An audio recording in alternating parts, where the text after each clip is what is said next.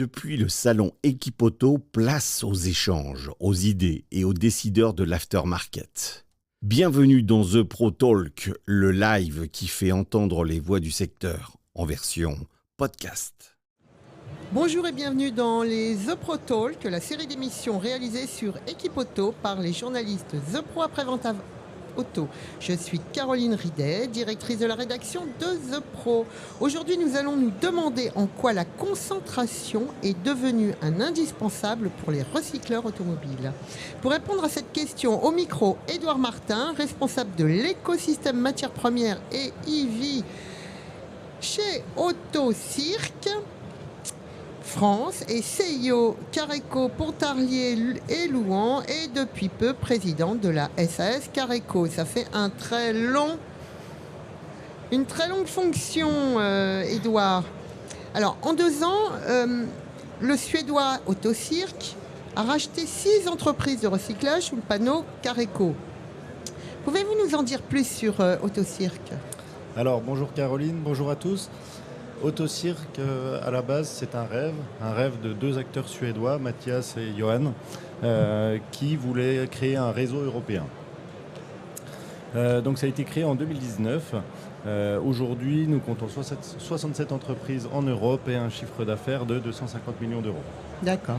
Donc, ils ont repris certaines grosses structures de Careco. Refaites-nous un point sur Careco, maintenant que vous êtes président. Alors, Careco a été créé en 2003, donc 22 ans d'activité aujourd'hui.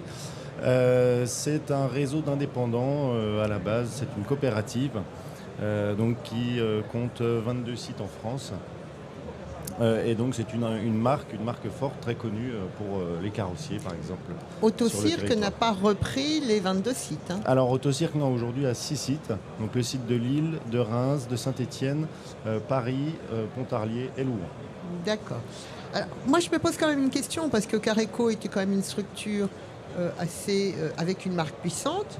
Alors quelle nécessité pour les entreprises qui ont été reprises étaient de très belles entreprises, et ils sont toujours d'ailleurs. Alors, quelle nécessité de s'appuyer sur un investisseur extérieur pour vos entreprises familiales, acteurs historiques du recyclage en France ? Alors aujourd'hui, les donneurs d'ordre, comme les compagnies d'assurance, veulent des entreprises structurées qui ont un maillage national, qui sont ancrées dans les territoires. Donc aujourd'hui, pour des PME comme les nôtres, on était trop gros pour vivre comme des petits acteurs, mais trop petits pour répondre au cahier des charges des donneurs d'ordre et des pouvoirs publics. Une étape que vous pouvez passer donc avec Autocirc Voilà, Autocirc aujourd'hui, donc on a des supports transversaux. Donc par exemple, on fait le scope 1, scope 2, scope 3, et ça nous permet de répondre au cahier des charges des compagnies d'assurance qui nous le demandent. Petite question, pourquoi Autocirc s'est intéressé à notre très, très beau pays français ? Alors Autocirc, c'est né en Suède. Aujourd'hui, ils sont présents dans les 3 pays scandinaves. Ils se sont implantés en Allemagne et comme le rêve était et aujourd'hui réalité d'être un réseau européen, il était tout naturel de descendre sur la France qui a un parc roulant automobile très important, bien plus important que le parc automobile nordique.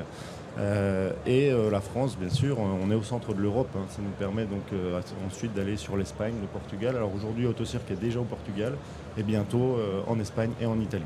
Le fait qu'il y ait un Careco, cette marque forte, a aussi peut-être été quelque chose, parce que quand on veut se faire de la croissance externe, on aime bien aussi arriver sur des entreprises déjà structurées. Voilà, donc pour Autocirc, alors on va dire qu'ils ont été malins. Ils ont regardé un petit peu le marché français. Ils ont vu Careco et ils se sont dit, si on s'implante chez Careco, ce sera beaucoup plus rapide pour nous de s'implanter et d'avoir une croissance rapide. Et de couvrir l'hexagone le territoire. En Allemagne, par exemple, c'est beaucoup plus compliqué car il n'y a pas de Careco et donc c'est plus compliqué. Ils doivent aller entreprise par entreprise sans mécénat de la part des Allemands.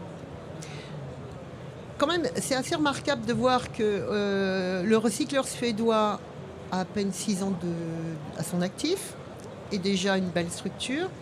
Mais alors moi, je me pose quand même la question, est-ce que la construction assez rapide de ce groupe qui va s'européaniser, qui est déjà européanisé, est-ce que ça démontre la nécessité d'un passage d'échelle pour le métier des recycleurs ?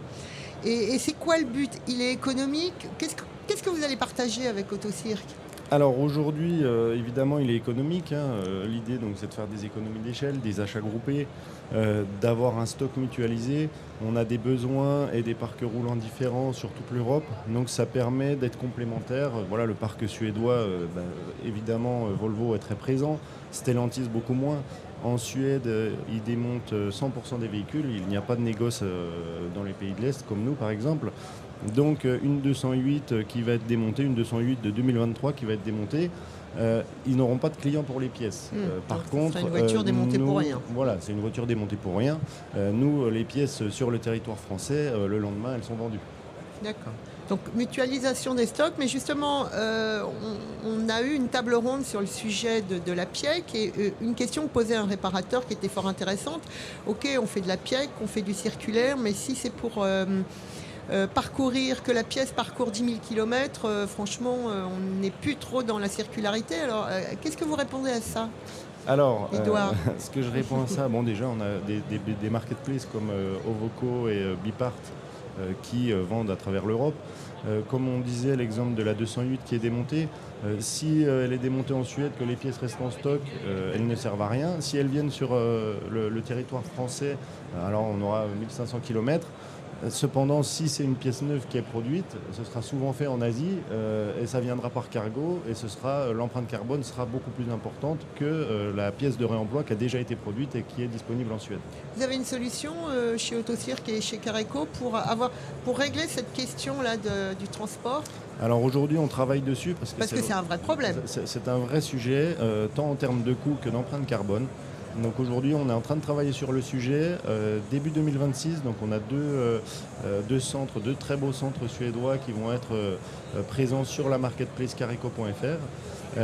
Et donc voilà, on est en train de finaliser les derniers détails de la logistique, mais de toute façon, voilà, on continuera parce que à la améliorer cette mutualisation solution. des stocks dit aussi travailler sur le transport, sur cette Voilà. supply chain qui Donc est après, quand même compliquée.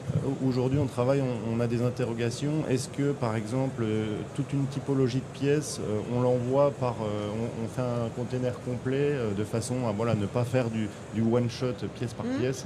Donc voilà, on réfléchit à tout ça pour faire des hubs en France, faire un hub de pièces où toutes les pièces destinées au marché français pourraient être centralisées de façon à réduire l'empreinte carbone.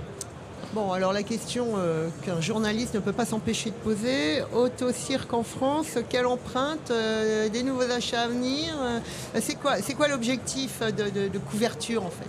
Alors aujourd'hui, on est 6. L'objectif de couverture, il est national.